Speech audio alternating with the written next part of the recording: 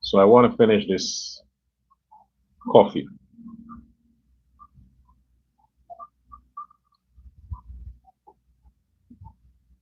It's mushroom coffee. For those of you who are familiar with it, very nutritious and pricey, but very tasty. That's the mushroom coffee.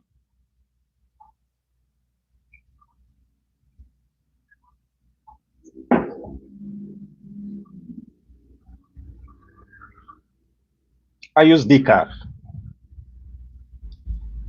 because if it's not decaf, then I have headaches. I have palpitations. So the coffee has to be one of the good brands. And you know, usually the good brands are the expensive ones, but I'm a special case. I can't just put anything in my stomach because I have reactions. So I use the mushroom coffee and the good quality coffee that you get out of Europe and America and things like that. But nonetheless, this is why I don't go socializing. Because when you go socializing, you feel the peer pressure to drink what the group is drinking or to eat what the group is eating. And if you know your stomach cannot tolerate those kinds of things, you don't want to look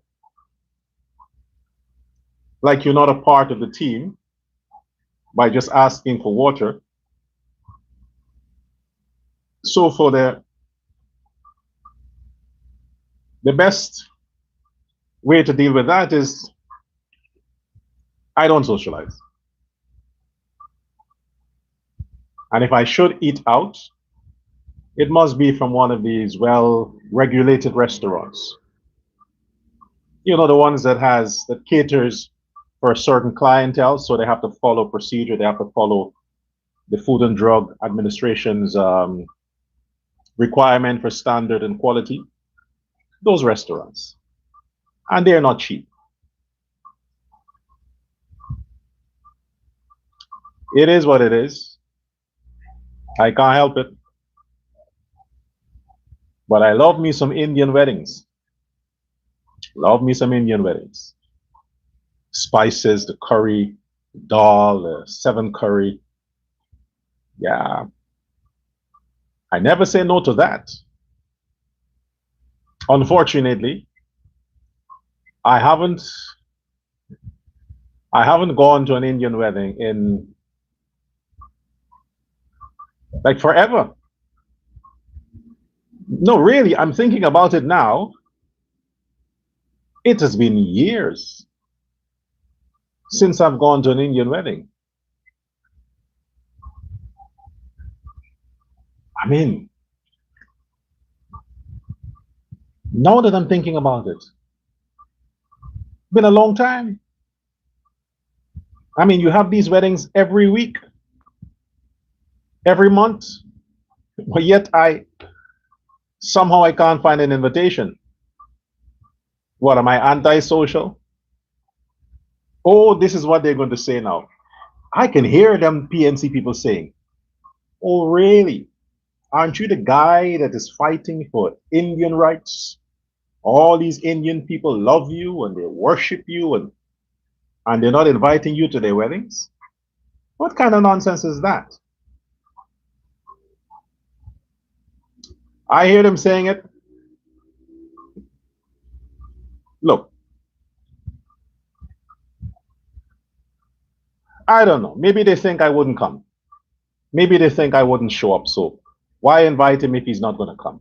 Maybe they think I'm like the Azurines of Guyana or the Santokis of Suriname or wherever, that I'm so much up there that the average Indian was think, he's up there. He's not going to come down to us. He's not going to come and mix with us. He's not going to come to our wedding. He's not going to come. No, I'm not like that. I'm not like that. I'm nothing like that. Of course, I will attend the wedding. I will. But I can't take these environments where they have rum and all the smoking, and the next thing you know, people are fighting. I can't deal with that. If it's a nice, quiet, you know, just a few people, then fine. And Indians can't have weddings like that. Their weddings, the whole village must be invited. I hate crowds. I do. I hate crowds. So yeah, I received invitations, but I just can't deal with the crowds, the noise and the crowds, and it's not my thing. Next time I'll go. No, you have a nice, I'll go next time because I missed the 7 curry. I do. Anyway, welcome to Uncensored Guyana. I'm Dr. Prasad. What the hell is happening in Guyana? What is happening in Guyana? What is wrong with that country? What is wrong with my country? Why are we deflecting? We are talking about things that are not important. We are socializing and spreading rumors online that has no value whatsoever into what happens to that society. And the most important things are swept under the rug. They're not getting any airplay. They're not trending. Nobody seems to care. But things that are detrimental to the taste and the holding together of the Guyanese society, that is what almost every Guyanese online is spreading. Imagine a drunkard, cocaine user, mentally disturbed woman, this Annie woman, this drunkard, this junkie. Imagine she is trending. She is getting airplay. She is making the news for lying on a minister, for spreading fake news on a minister. She's trending, but that stupid story is getting airplay. And in the process, she's becoming more famous, infamous. How is that beneficial? How is that beneficial to the health and the well-being of the Guyanese society? How? We are just gullible for stupidity. We are gullible for nonsense. It's exciting. It's like masturbation.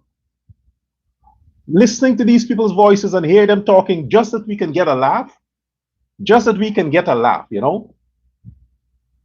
an aphrodisiac for something else. We want to hear them embarrass themselves and gossip about somebody else, even though the gossip that is spreading can be to the detriment of society. We don't care. That's how selfish Guyanese are. But what is important, they are ignoring it. They don't want to know. They don't want to deal with that because they don't want the statistics to disturb the choices they make on a regular basis. Oh, they don't want that? No. They don't want to hear that. It's not nice. It's not sweet. What is sweet is Benchcup talking about Jagdeo and Burke talking about Ali and Melly Smell talking about some minister and the attorney general. That's sweet. That's what they would have. The chops stew, the Chinese food that they sell to the dogs. That's what they would have.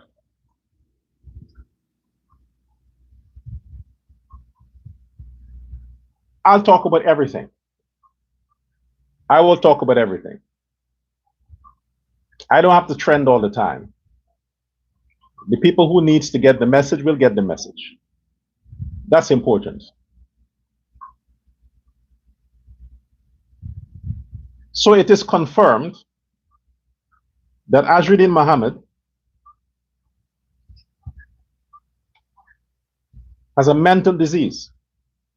He's mad. In case you don't understand what I'm saying, let me demonstrate. I'll demonstrate for you. It is confirmed that Azruddin Mohammed is crazy. He's a retard. It is confirmed.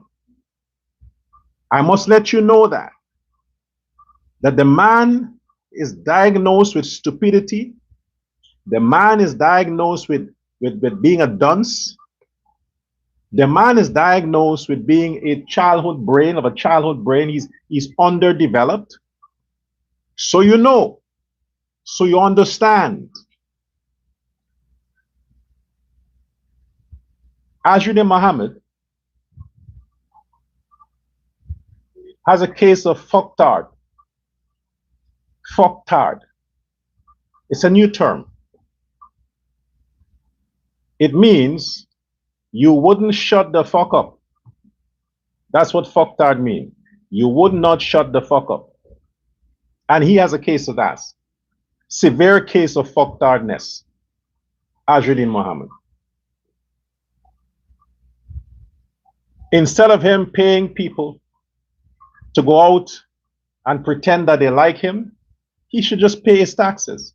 Strike a deal with the Americans. Strike a plea deal.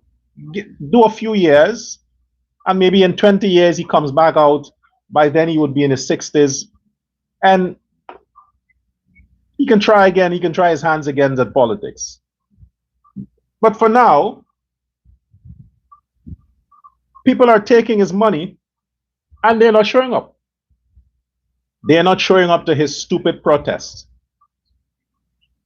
Those poor Amerindians. Everybody's taking advantage of the Amerindians now. Everybody. They really think Amerindians are stupid. I mean, that's what they think. What they call the Amerindians, Bok. They think the Bok people are stupid. So everybody wants to abuse them. Tell them stupid stuff and make promises to them. And the next thing you know, they give them a 2,000 or 3,000 or 5,000 Guyana dollars to come out and stand in the sun, wear blue, and protest for Azruddin Mohammed. You really think those Amerindians are stupid? What happened to the Amerindian Affairs Ministry? Why can't you step in and prevent this abuse of your constituents? The Amerindian Affairs Minister, you're there to look out for the rights of Amerindians. The Amerindian rights are being violated by this billionaire, this criminal mastermind billionaire who can't speak. He has a case of fucktardiness. You need to hire a psychiatrist for him. The state should provide psychiatric evaluation for the Mohammeds and all the people that is around them. They're mad. The man is mad. And he wants to be opposition leader. I mean, you're telling me that the government is afraid of him in the parliament as opposition leader? Seriously? You're going to stand in front of the parliament and you're going to say, oh, what happened to the budget? Oh, what happened to the taxpayers' money? Oh, what happened to the laws against this? And that's what the government is afraid of? Your hand movements? Your inability to speak? The government has nothing to do with Mansour Nadir's decision to go and leave. Mansour Nadir has a right to take vacation. The man's an old man, he needs to relax. Because if he has to be healthy enough to deal with the kinds of likes of yours and your fucking crew, he needs to be healthy. The doctor recommends go on a vacation. The man is on vacation because he needs to be mentally, spiritually prepared to deal with all them fucking low lives from wind.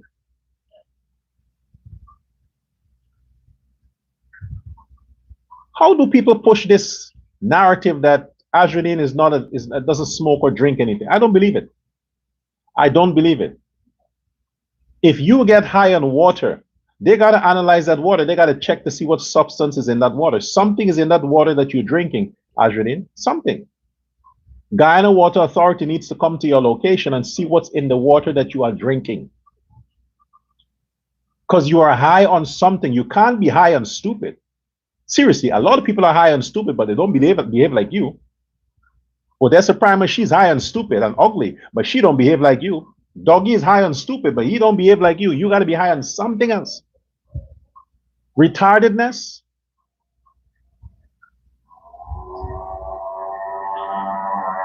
You can't be opposition leader, Azrudi. This thing is personal for you. You are attacking every minister in the government as if they owe you. Maybe they do. But it's a personal thing. You're an opposition leader. You're not a politician. It's a personal vendetta you have against President Ali and Jagdeo. You know where Jagdeo lives? You used to visit the man's house. What the friendship means you're not ignorant as to his locations in Guyana. You know the whole country. You practically own half the country. You don't know where Jagdeo is? Azruddin Muhammad? I don't believe it. You want to get Jagdeo's attention. Call the man. Pick up the phone and call the man. Say, Jagdeo, let bygones be bygones. Let's make a deal. The public don't have to know. What do you want? You want the Lamborghini? You want the Mustang? You want the... Ask him what is it he wants. Got to be one. He must have won something. Pick up the phone and call the man. I mean, come on. Jagdeo campaigned every day. He attended hundreds of meetings around the country. Don't you think the man needs a break? It's November. The elections was over in September. Just a month. You don't think the man needs a break? He did much more than you. So because he's not coming on camera and talking a bunch of shit, he's hiding from you, Azruddin? You're serious? Call Jagdeo. He will pick up the phone. It's the Muhammad calling. Ask him, say, Barrett, where are you? I miss you, Barrett. Where are you, Barrett? Can I see you? Can we FaceTime? Do it, Azruddin. Don't come online and sound desperate as if you're horny and Jagdeo is the only one who can service you. You're behaving like a bitch that the man don't want, and the man is avoiding her, and she's coming and making stories up to get the man's attention so he reacts. That's how you're behaving. You're a grown-ass man with a wife and children. I'm behaving like that. Where is Jagdeo? Where is Barrett Jagdeo? Fuck, where is Jagdeo? Let the man get his beauty rest.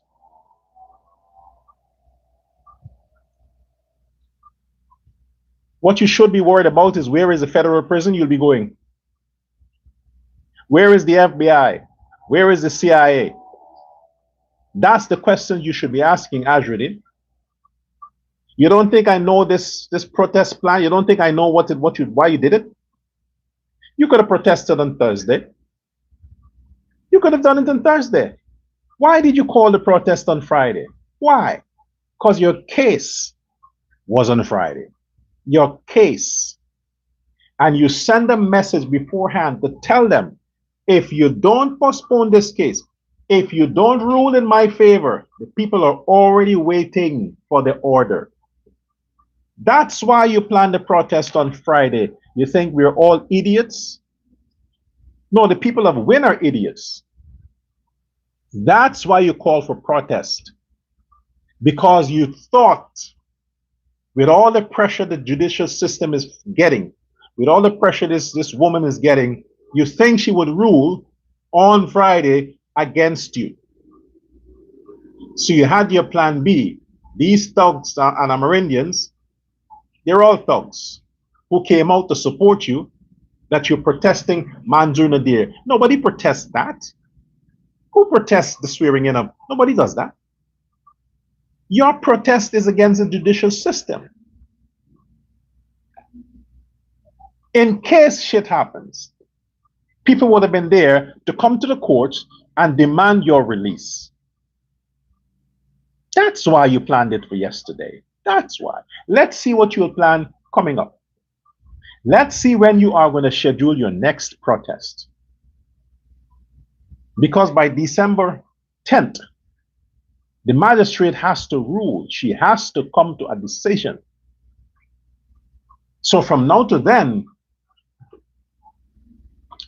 you should live close to your toilet. Put your mattress next to your toilet because you'll be having a lot of diarrhea. Your lawyers are screwed. They can't keep running from this. They can't keep running from this. All the evidence are in. Everything is in. Your final day, December 10th. Let's see what the magistrate will say. You have to argue on the 8th. You have from now to then to get your stuff in order. Say your goodbyes. Call everybody you need to call and hold your farewell party. Do all you got to do because this is the last time as a free man.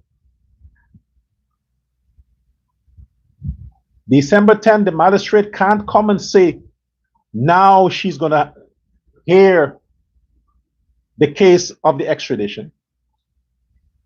That's not her position.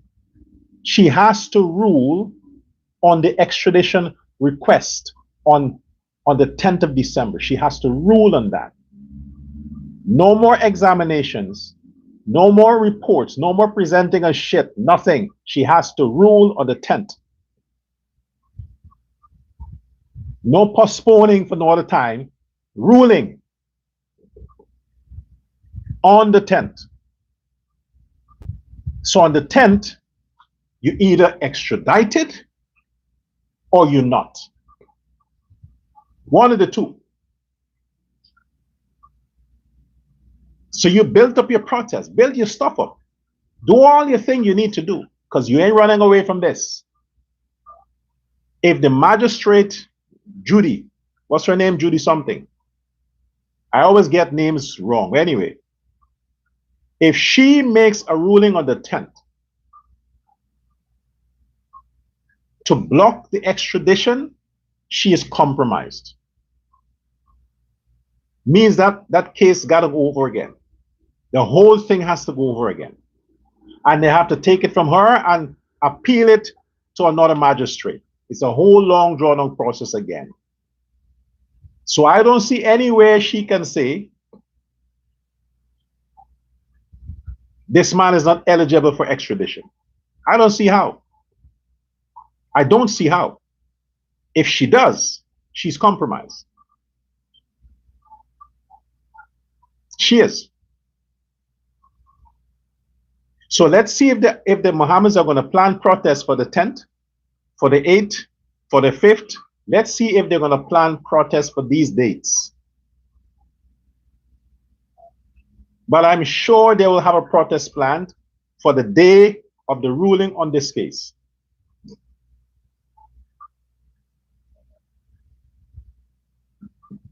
Because they're not going to be sworn in. He's not going to be sworn in. So while they're pressuring the deputy speaker, your lawyers, stupid, your lawyers can't file the case against Mansour Nadir. The man is the president of the parliament. He has to follow the rules of engagement. He has to follow the rules. No court can force the man to schedule some time so that you can be recognized as opposition leader. No court can. That court has no jurisdiction there. What the speaker is doing is nothing personal. He's following the parliamentary guidance. He's following the rules, the constitution.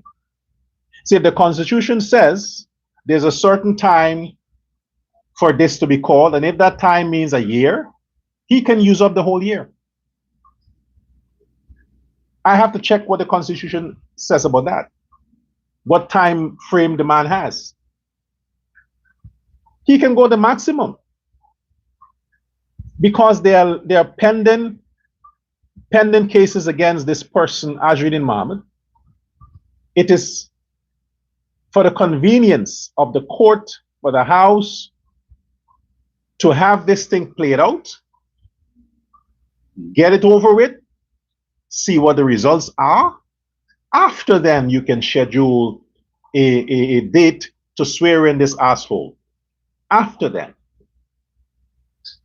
But if you swear the man in now, and then the 10th the judge rules this man is eligible for extradition, then what? Who is going to go arrest the opposition leader and give him over to the FBI? Who's going to do it? He has a legitimate reason now to call all them scraps and scrapes and them thugs to come out and block his arrest. Because he's opposition leader and it's a political pressure. He's going to cry, he's going to run to some embassy, the Chinese embassy, and seek asylum there because they want to extradite him and he's opposition leader. It will become a constitutional crisis for Guyana. It will bring shame to that country. You, the average citizen, need to understand. Azzuddin Mohammed cannot be sworn in as opposition leader. He cannot. This is not a joke. Let the judicial process play out. You have now until the 10th of December to see what happens. In the meantime, Azzuddin Mohammed, shut the fuck up. You have bigger fishes to fry. Bigger fishes. Now let me go on to another issue since I'm on this asshole.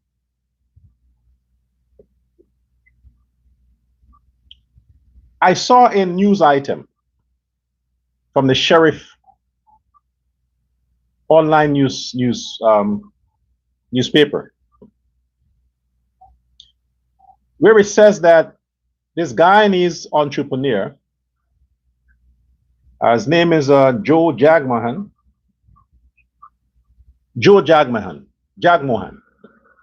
Guyanese entrepreneur.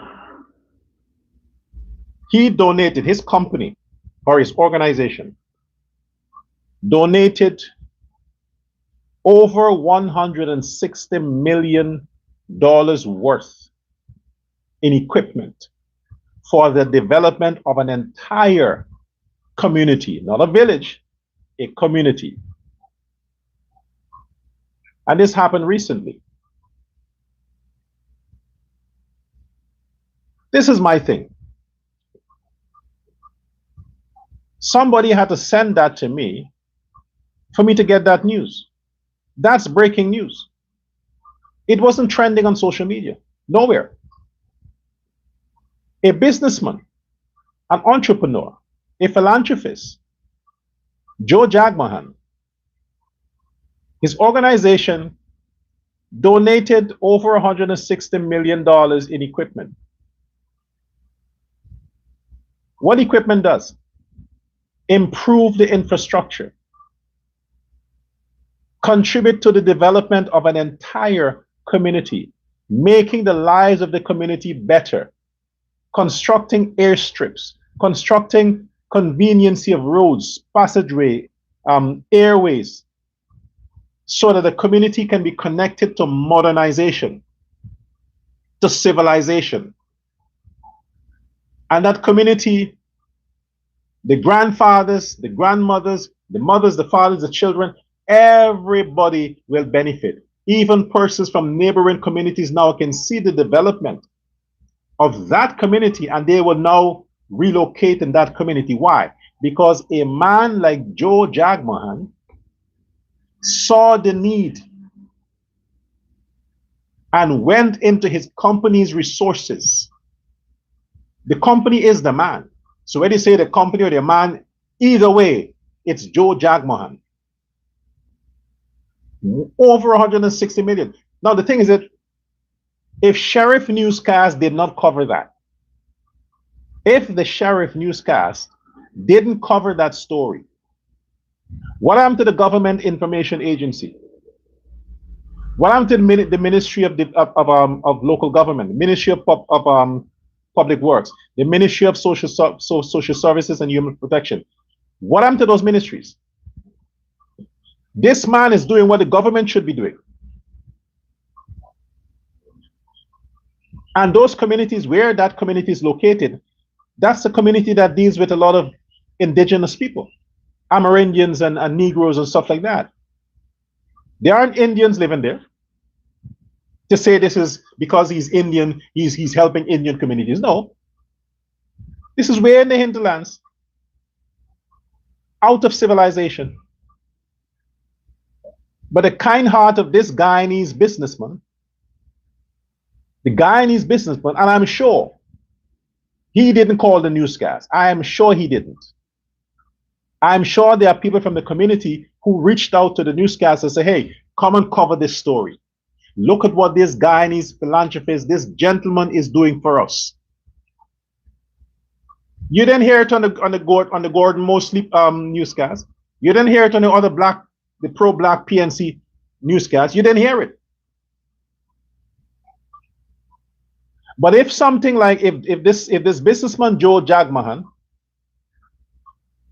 had embezzled 160 million from the government, oh my gosh.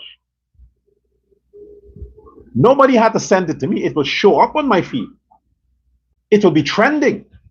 Oh, look at the PPP people. They're robbing the government. Look at the PPP. But something as significant, as important as this didn't get airplay. This is the hypocrisy. This is why I have to cuss them fucking niggas. This is why I have to say what I say, because it is not right. It is not right. You sit around and you wait for some Indo guy needs to do something wrong, for his hands to be fingered in some bad business, and you run with it. Oh, it's G Mosley, News Source News, and Travis Chase and all.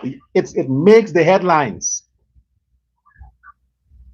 It makes the headlines. But when Guyanese citizens are reaching out into their pockets and are helping Guyanese citizens, nobody covers that. All them fucking houses that the so-called Azruddin's philanthropy. Oh, he's not donating houses now. Since the election, he hasn't donated anything yet. But all them houses that he contributed to, allegedly.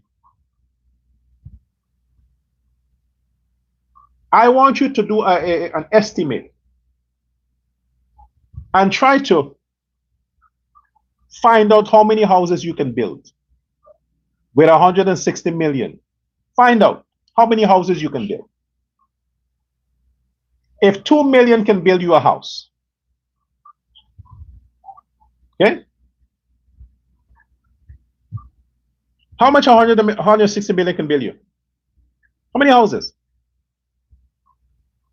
How many vehicles you can buy with that? No, do your calculations, man. Do your calculations. You're running and pushing and promoting this fucking asshole Azruddin Mohammed for the houses that he helped. He helped with the money he robbed the taxpayers. And he get all this coverage. The whole fucking world must see. Oh, he built some shabby house for some poor family. In the 10 houses that the Mohammeds would have contributed over the years, look how they capitalized on that. They pushed it on their page. They promoted it around social media. They made sure they get maximum coverage for that, to the point that they started a political party and they won the opposition seat because of some shabby, cheap houses they donated for some poor people. They capitalized on that. And one time that we know of, Joe Jagmohan and his company or his organization donated over 160 million in equipment and other services to an entire community. He should run for president. Joe Jagmohan should run for president. You got my vote, brother. I would certainly promote you. The man is not even on Facebook. Because I searched, I didn't see anything about Joe Jagman on Facebook. The man is a low profile person. If Sheriff did not promote this, I would not know that this happened. Something as big as this isn't trending. I've never heard the name Joe Jagman floating around. The PPP had their campaign, never his name was mentioned. He wasn't speaking on any political podium. The man is not a politician. The man is just an average businessman like everybody else who's trying to provide services to the development of Guyana. So it's not that people like that are doing things for attention or because they got interest in politics or because they're trying to run away from some extradition or some indictment. No, these are real Guyanese, real law-abiding, patriotic Guyanese who is doing their part. And you see where the man donates? Where nobody gives a shit about. He didn't donate on the East Coast or Berbice or West Coast or places that are constantly getting attention. No. They saw the need for neglected communities and went to that area and say, hey, let's help this community. Let's develop this community. Let's build this community. And the community themselves reached out to the media, say, hey, can you guys come and cover this? We need the world to know that we have good Guyanese that are still remembering and caring about people who don't genetically and ethnically look like them. Where is the attention for Joe? Where is the coverage? Where is the honor for people like that? Where is it? A bunch of these losers give out $1 million and they want fucking media coverage a whole week. They contribute some second-hand vehicle to some organization and they want coverage for the whole fucking week. Then they want votes. And here is a man and his organization that has no political interest, no political ties, just because they're average Indian, Hindu, law-abiding Guyanese. They're helping Amerindian communities, black communities. Give them their due, man. Acknowledges these people, President Ali. We always promoted some UN,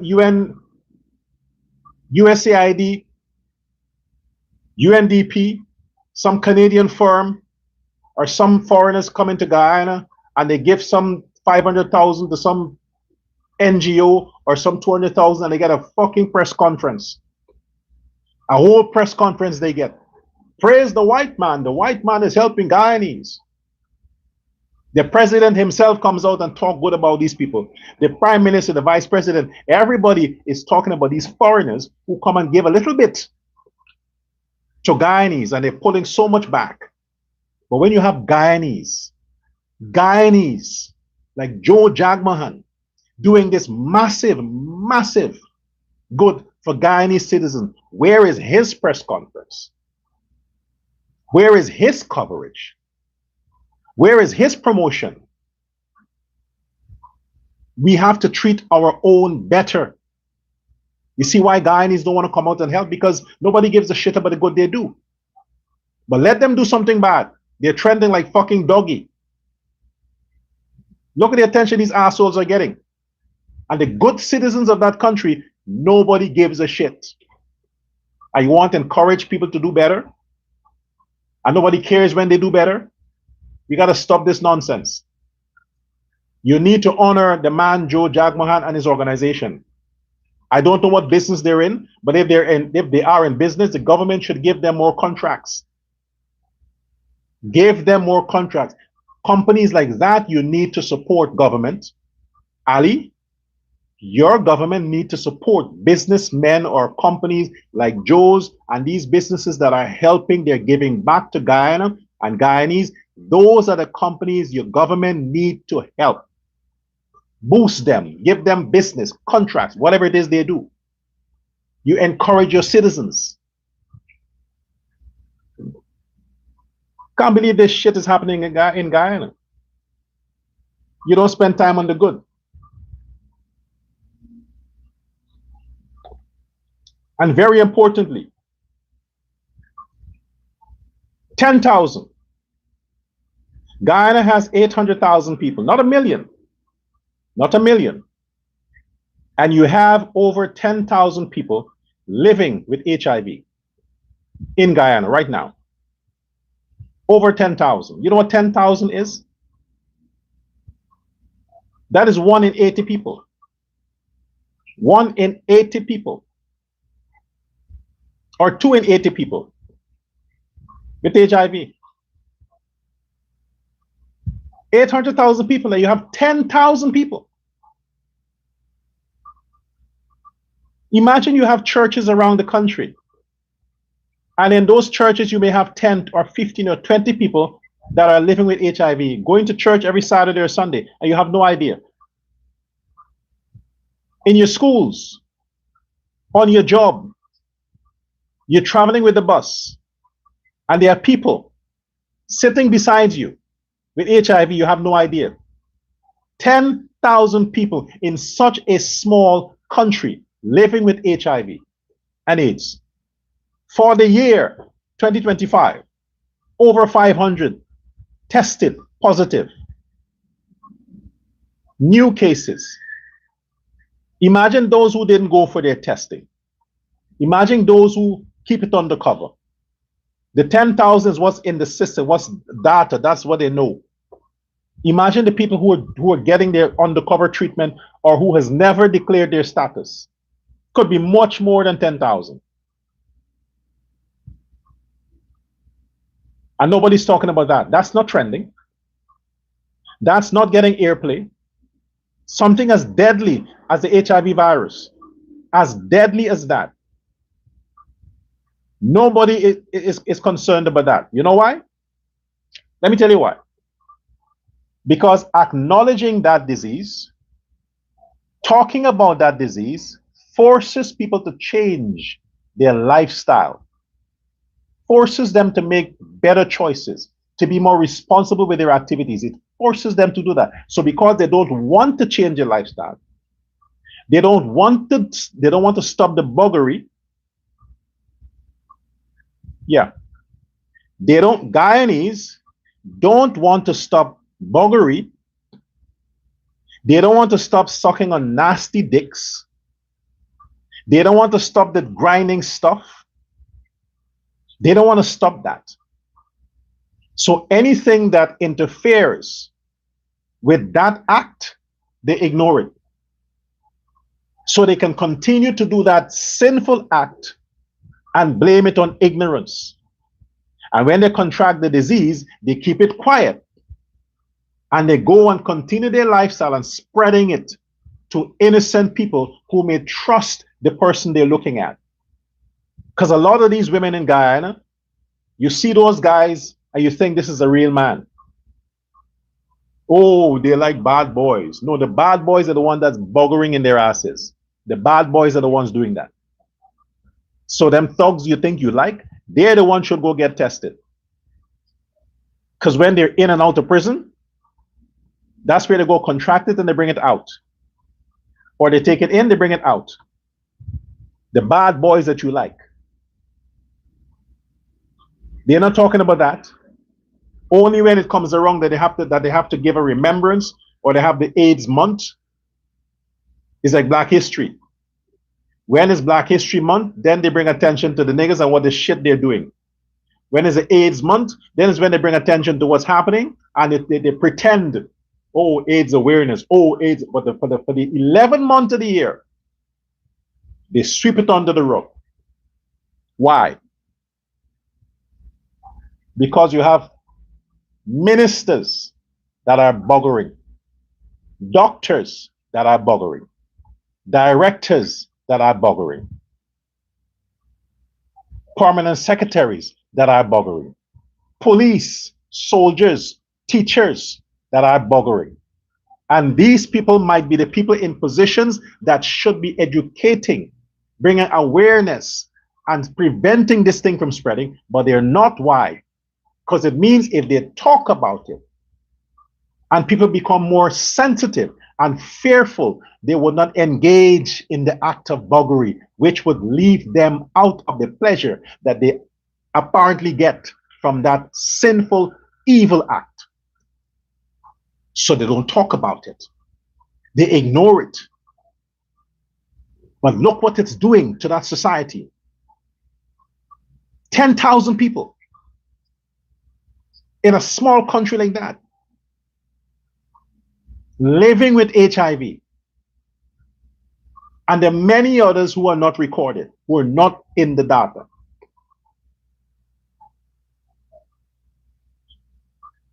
Say what you want. Homosexuals are the ones who spread that disease. Homosexuals, men buggering each other in the ass, they're the ones that are spreading that disease. So when a man is playing he's bisexual and he has a man putting the AIDS in his ass, he goes home to his wife or his girlfriend, and that same nasty penis he put in her clean vagina. Or he wants to put his dick in the woman's ass the same way how he puts in another man's ass. And that's how the virus spreads faster. Anally. That's how it spreads faster. Because the bacteria in your anus, in your intestine, is not designed for a woman's vagina. The woman's vagina is not designed, the chemical in the woman's vagina is not designed to destroy those bacteria. The anus is designed to destroy the bacteria of the anus. So when you put your dick in a man's nasty anus, and you have all that bacteria, and then you transfer that to the woman's mouth, or you transfer it to the woman's vagina, it is sinful, man. It is evil. You're going to take your dick out a stinking ass and put it in a virtuous pussy? It is evil. It is terrible. It is bad. You're a sick person to do that. A sick person. Some of you can't even tolerate somebody farting in an air-conditioned room. You can't even tolerate that. You want to beat the person up. If you're sitting in a room that is air-conditioned, and somebody sits next to you and they may have a problem with flatulence, and they fart next to you, and it might be hard enough, loud enough, and then you smell, you want to beat the person, you want to beat that person for farting next to you. And imagine the same people would take their mouth and they would lick an asshole. They would take their, oh, fuck. No, think about it. They would take their mouth, their tongue, what they call it, tossing the salad. Men are tossing whatever salad for one man is putting his mouth on another man's BT hole, smelling all that stink, fart, stink, shit, stink. And the same man wants to beat a woman if she farts next to him.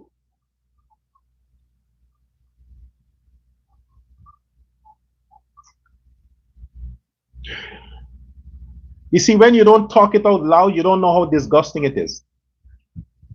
I'm talking it out loud so you understand how disgusting it is. You're taking your dick, you're putting it in another man's asshole.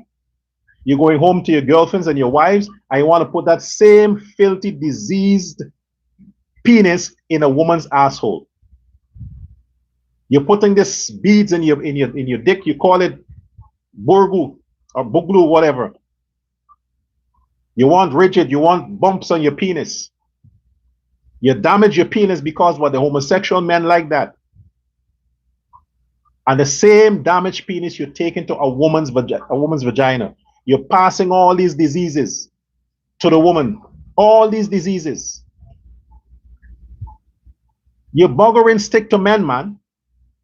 Stick there, stay there. Get your AIDS and stay there. Don't take it over to our women. They got to continue the next generation.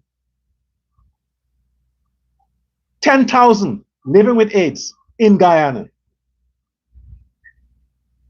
And if the statistics are correct, Most are blacks.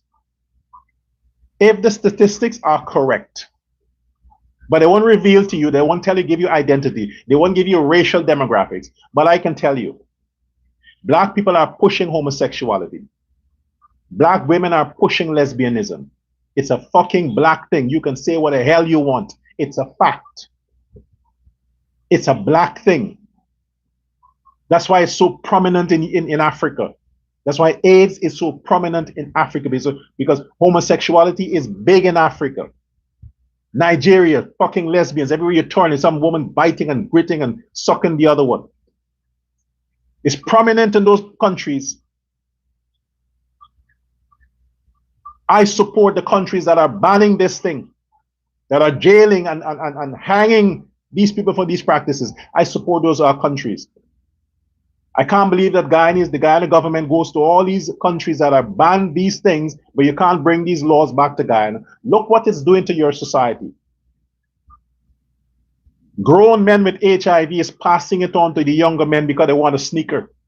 They want an iPhone. They're passing it on to the younger women because these young women, they want KFC every day. They want their falls here, and their parents can't give them the money. So they go sleeping with these so-called sugar daddies who are buggering and passing on the AIDS to the young women. And they're passing it on to young men. And they're passing it on to women. That's why they're transmitting this thing. But they talk about it like if it's like, oh, it's not a big issue. It is a big issue. It is a big issue. You got to stop the practice, man. All these hypocrites. I get it, you want your pleasure.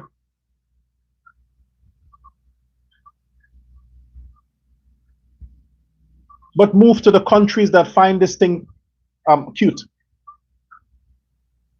You know how many times I get sanctioned because I talk about this?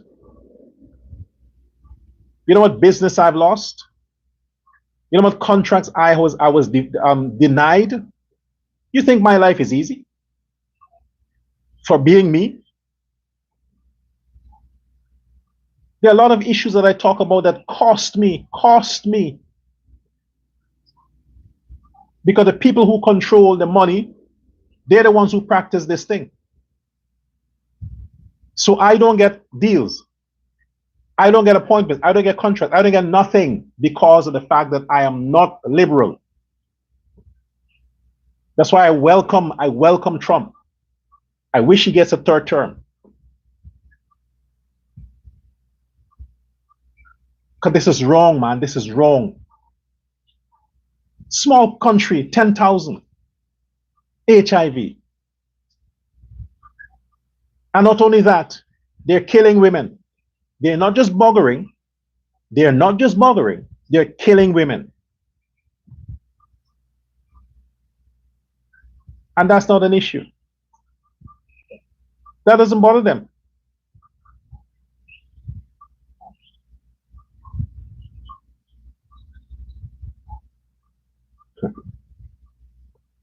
I don't think I would get a chance to be president. I doubt it. Because if I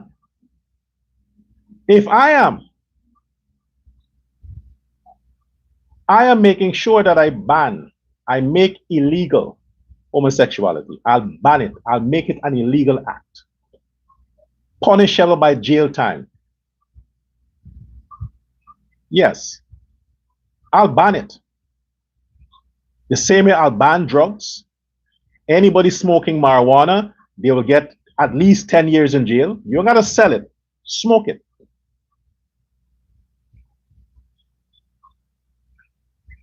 All those stuff I'll ban. You beat your woman up, you get 25 years in prison. You kill a woman, the state will kill you. You rob people, your hands will be chopped off. Oh yeah. You want to clean society up? That's how you start. You don't give bail and things like that to people like that. There's a special place for them. Let them know their decisions comes with consequences. Now people are walking around, they don't know who has HIV and who doesn't. Before you have sex with a Guyanese woman, now you have to say, go take a test. How embarrassing is that? You meet a Guyanese man, you got to go tell him, hey, go take the man test. Yeah, the man test. Let a doctor examine his asshole. You think it's funny? Yeah, the doctor has to examine his asshole and scan his dick to see if he has bacteria from or DNA from another man's ass, or his asshole is somehow fucked up. Then you're like, bye bye.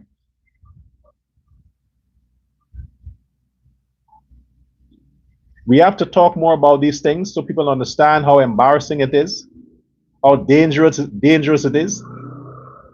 And the churches that are wasting time while you collect people's money, while you scam people and tell them about some false prosperity, yeah, tell them about the prosperity of not being a homosexual.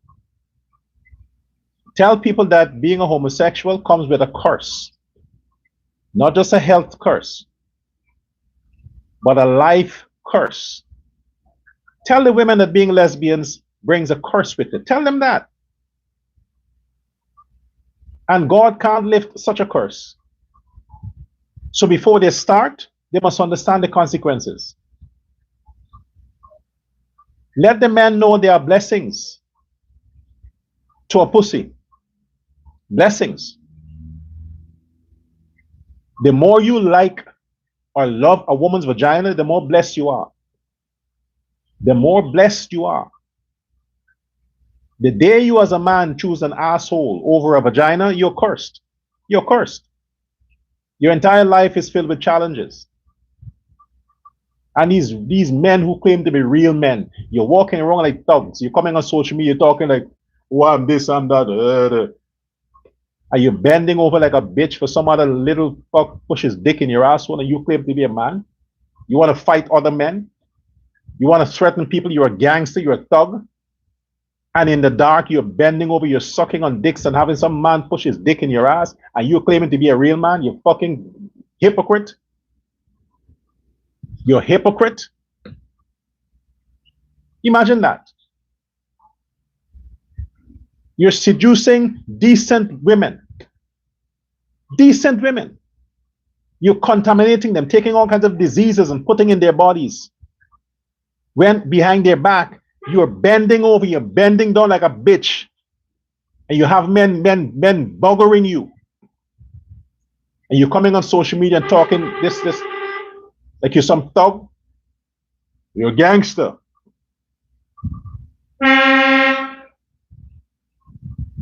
And spreading that evil.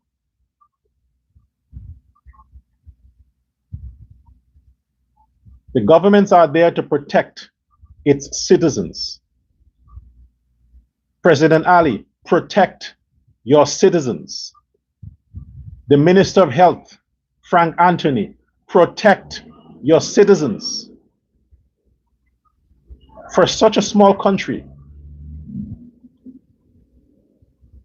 10,000 people, it's a disgrace. It's a failure of the Ministry of Legal Affairs, the Ministry of Health, and the Parliament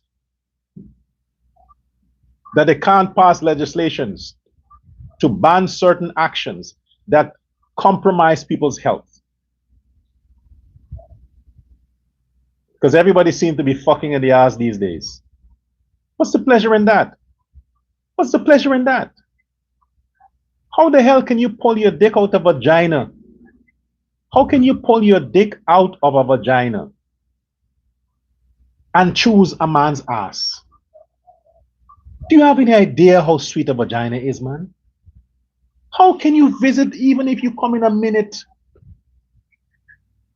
The magic that you experience from the time your penis touch a vagina and your penis is lubricated with the juices from the vagina. How the fuck can you compare that to a man's asshole? Well, unless you're the one taking the dick, I don't know.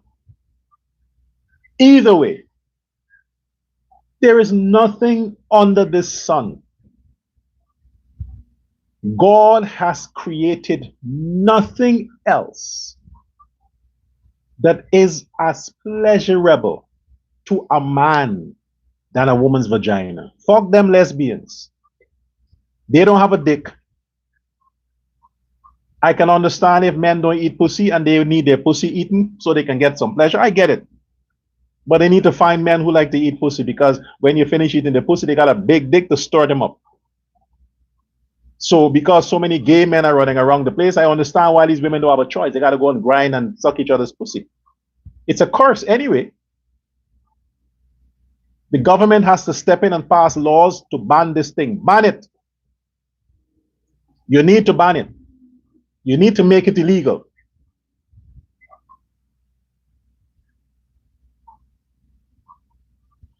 I guess there goes my donations. There goes my donations. When I talk this way, people are pissed because they're fucking in the ass and they're buggering and they're eating pussy, and they're pissed and they're like, "Oh, I'm not supporting Dr. Prasad because he's talking against our kind." Well, fuck you. There must be people like Joe Jagmohan in Guyana, more people like that, who would say, "You know what? I am done with Dr. Prasad. I'm done with Dr. Prasad. I don't let the man do what he has to do. He's doing a good for the society. Let me reach out. Let me donate to this man." Yes, I'm asking the universe to create more Joes. Guyana needs more Joes that can give their heart to people without wanting the whole world to know. That's what God says. What your right hand does, the left should not know. Give in secret because you receive your reward in secret. That's why these men are great. That's why these men like Joe Jagmohan is great. That's why they're great. I can understand if they want nothing to do with politics. I can understand, because politics is shitty. But we need to praise good Guyanese when they do good. Thank you to the sheriff. Who owns the Sheriff Network anyway? But thank you to the Sheriff Network, the Sheriff News, for covering that story.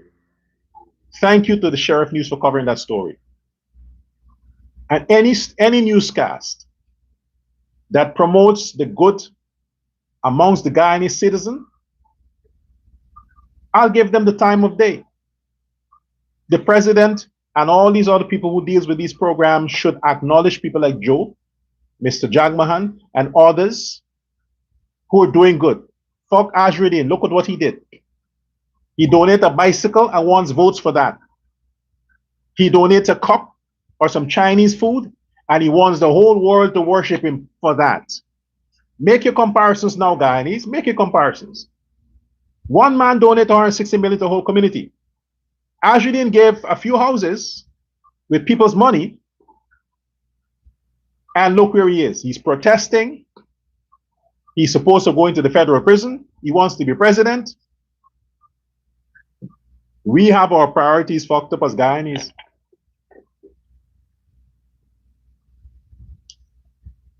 Anyway, can you call Ajruddin, Mr. Jagdeo, please? Just call him and tell him that you're okay. You're having some me time. You're spending time with the wife. Tell him you're spending time with your wife and he needs to leave you alone. Jagdeo, tell Ajruddin you're spending time with your wife and he needs to keep your name out his mouth because you are a straight man, you like women, you have children, and he needs to call on Norton. Yeah, the PNC Norton. He needs to call on them because it seems that the black camp, they like those kinds of stuff. Bye now.